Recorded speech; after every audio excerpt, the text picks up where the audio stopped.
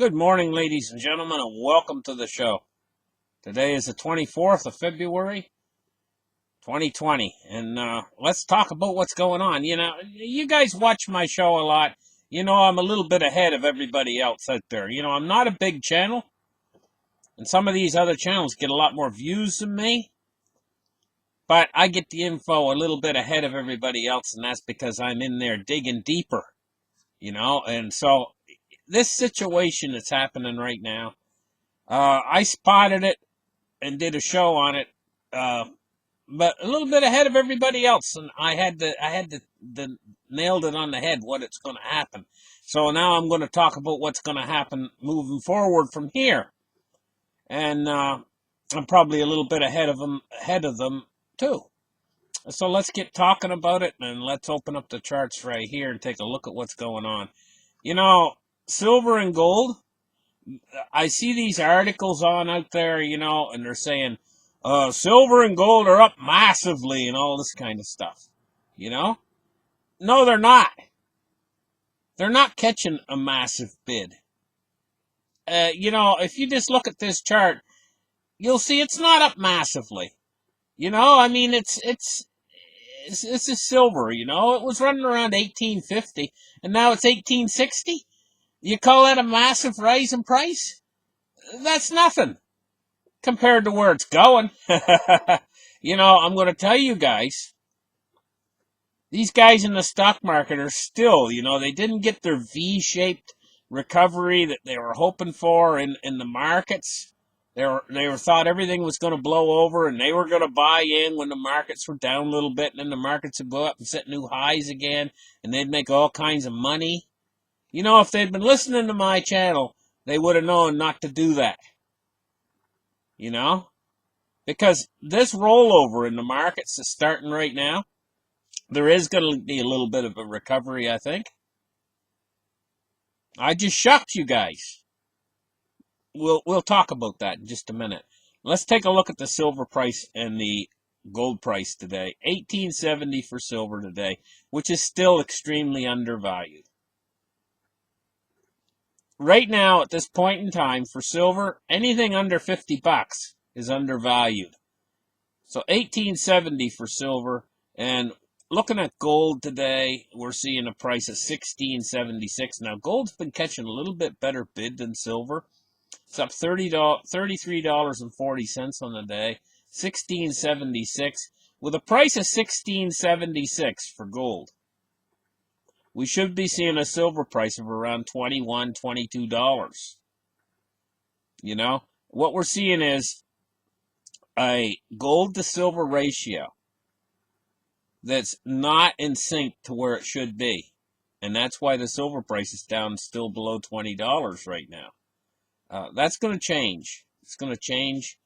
And when it changes, it's going to change rather quite big. It's going to be bigly when it changes. But it's going to change, guys. The gold to silver ratio. It's just a little bit of a matter of time here.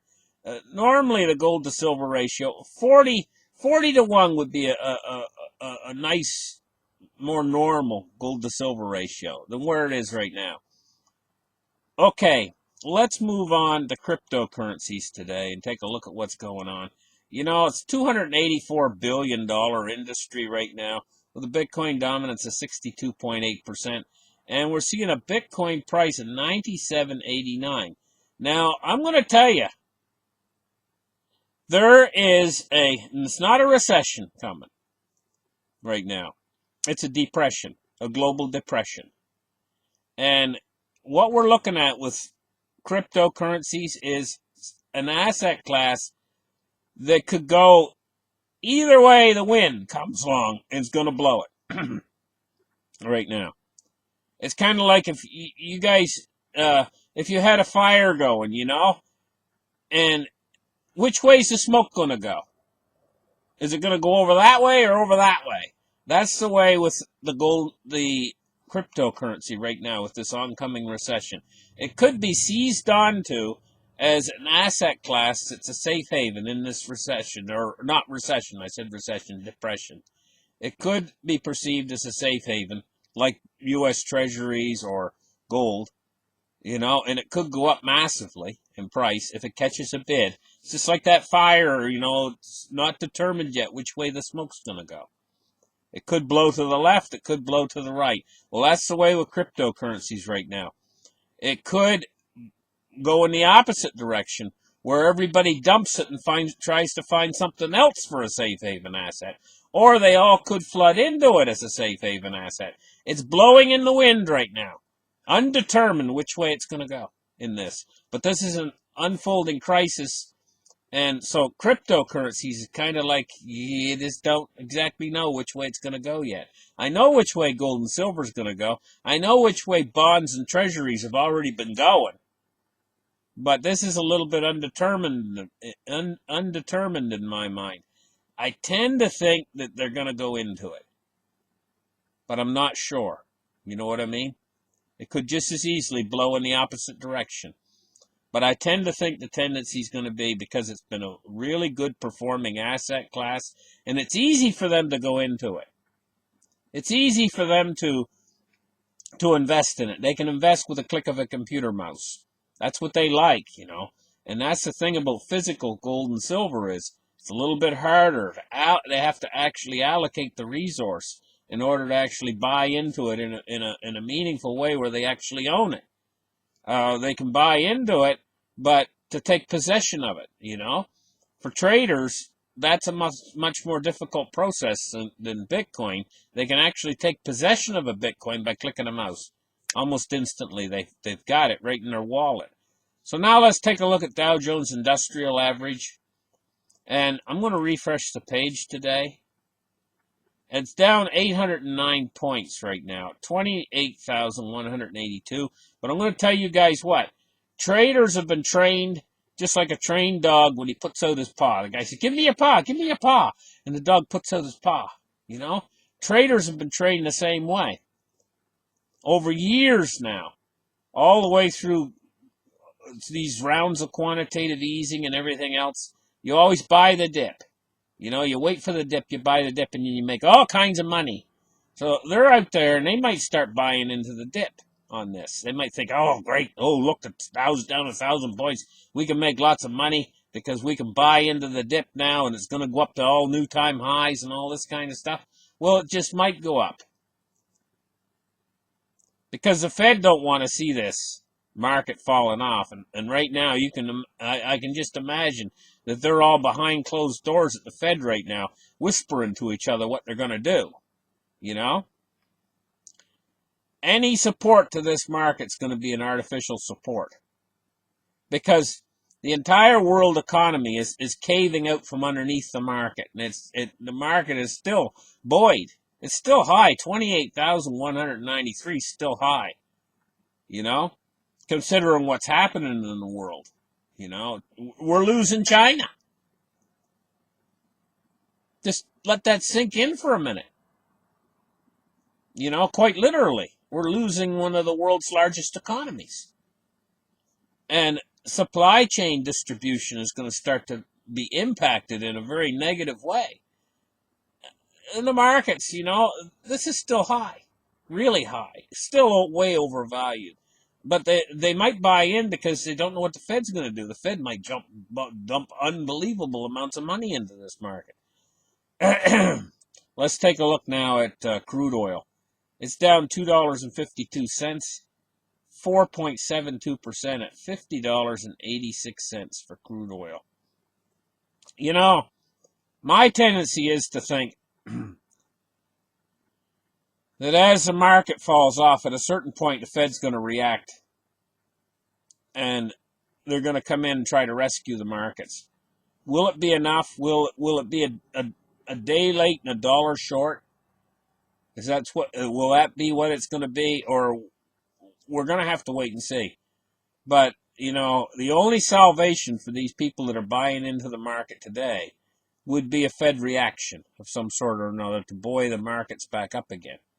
Which actually could happen, But they've been trained. They've been trained to buy on the dip. And, so we're going to have to wait and see what happens with that. Anyway, let's take a look at U.S. Treasuries. I mean, they're still The market's probably still remaining very optimistic in this situation, but the situation's just going to get worse and worse. I don't see it getting better, and we're going to see more turnover, more as the situation grows and sprawls out of control. We're going to see the market tendency to fall more, and will the Fed be able to actually support this market? I mean, what kind of money will it take in the end, But they're dedicated, so let's give them a chance and see what kind of money they can pour in. Let's take a look now here at U.S. Treasuries, and they're running for safety big time in the Treasuries. Look at this. The U.S. 10-year has lost almost 10 basis points at 1.37. The U.S. 30-year, 1.82, well below, and we're looking at this yield curve inversion getting really, really severe. Look at the U.S. 3-year at 1.2 and the U.S. 1 month at 1.59. We got a very serious yield curve inversion here. It's very deep. It's a deepening yield curve inversion. And it's grown a lot today. It's got a lot bigger and a lot worse today. They're buying in the U.S. Treasuries like crazy glue. Okay, so that's what's going on there. Let's take a look at the U.S. dollar. It's a little bit of panic buying right now into these Treasuries. We're seeing the dollar drop off just a little bit today, right now. It's up, though, overall. So we're looking at 99.43 on the U.S. dollar index. It's up 0.17. But it's fallen off just a little bit now, In other words, it's starting to cool off a little bit. Okay, listen, thank you guys for listening to this market report. I see this situation in the world and these trends that have developed with gold and silver moving up, treasury bonds moving, yields falling, the market falling off, cryptocurrencies, uncertainty. I see all these things continuing. Cryptocurrency could take off, My tendency is to think it's going to take off, but at the same time, there is an awful lot of it. It just depends on which way the wind blows with these investors. So you got to be a little bit careful with cryptocurrency. You could make massive gains on it, though, by the way, because Bitcoin is still at a very low price. You remember it was $20,000. Well, right now it's under 10,000, less than half the price it used to be. And we got these situations developing. Thank you guys for listening. Like and subscribe. Give me a thumbs up, and we'll catch you guys in the next show. Bye-bye.